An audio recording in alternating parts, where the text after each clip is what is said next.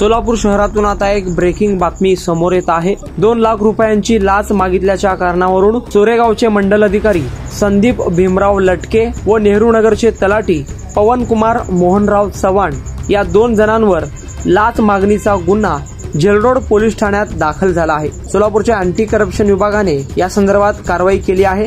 तक्रारदार हे सुपरवायझर म्हणून काम करत आहे।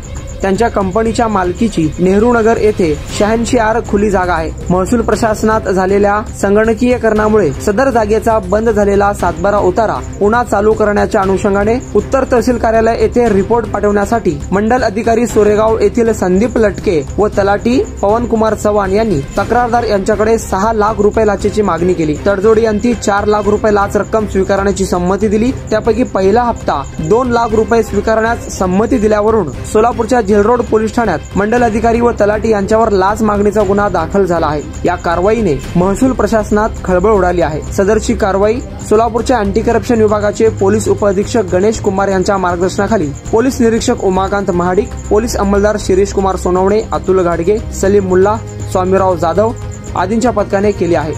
मंडल अधिकारी संदीप लटके व तलाठी पवन कुमार चव्हाण यांच्यावर जेलरोड पोलीस ठाण्यात भ्रष्टाचार प्रतिबंधक कायद्याप्रमाणे गुन्हा दाखल झाला आहे।